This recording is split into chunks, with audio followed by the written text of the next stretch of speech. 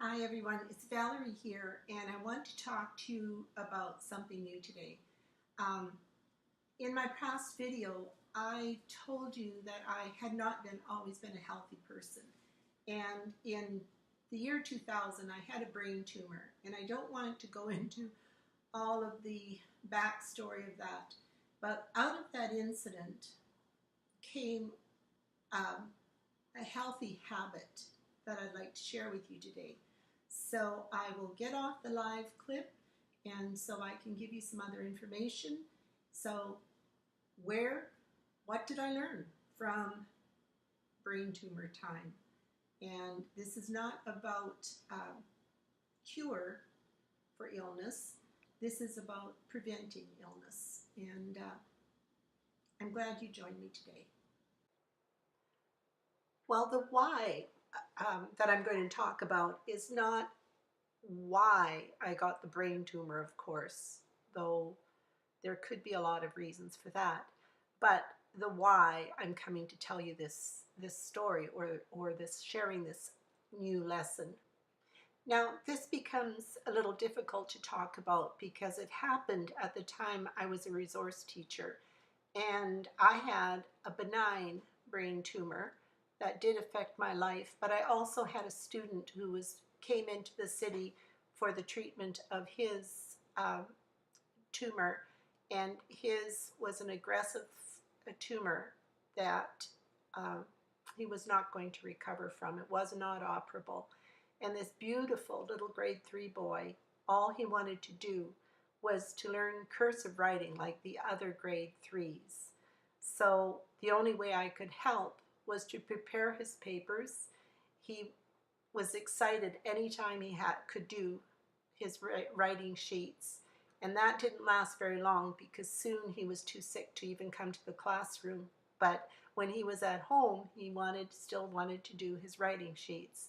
So we would have the teacher's aide visit him for about an hour and a half a day. And one of the things she took him was his cursive writing. So here I am talking about my wellness and with the remembering of the little boy who didn't get well from his tumor. But I'm hoping to share something positive about the experience with you.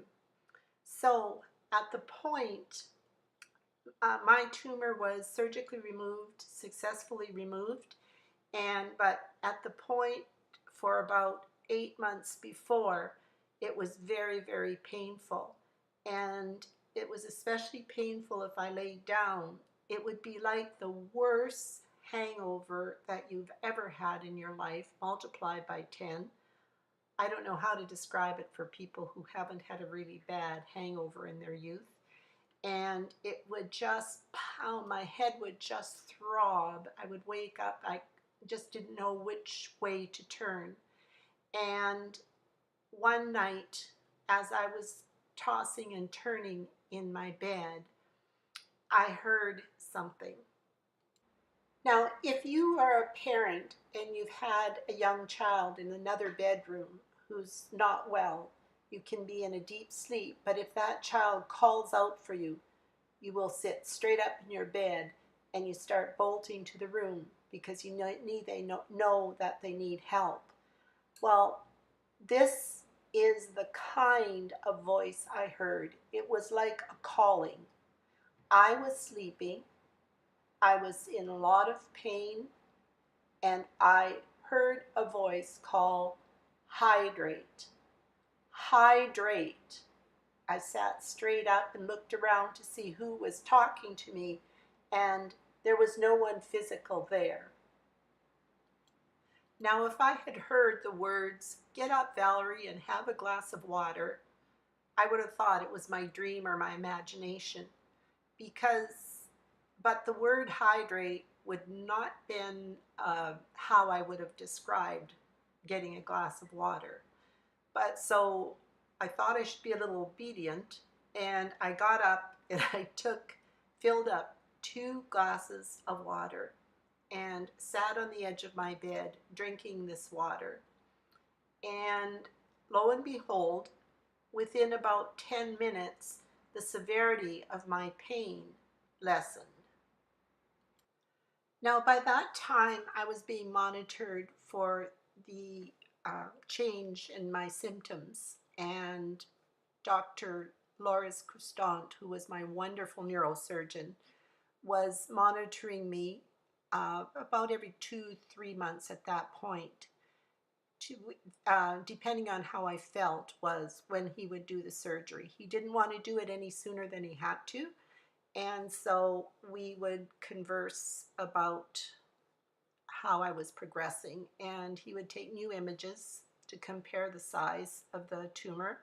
Well, right after that, on my next visit, when he was talking about my pain, I said to him, I started to drink 2 full glasses of water in the night, and it seems to ease my pain.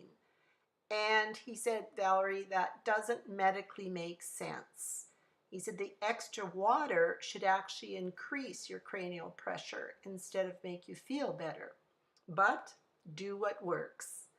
And to this day, 17 years later, I'm doing what works. So here it is, 2017. I am in my late 60s, and I'm feeling better than I was in my 50s. I'm feeling better than I was in my 40s. And though this isn't 100% of the answer, for the last 17 years, every night I have consumed an extra 2 large glasses of water on an empty stomach. And I think that has relevance. I also found some other research that supports the idea of hydrating on an empty stomach.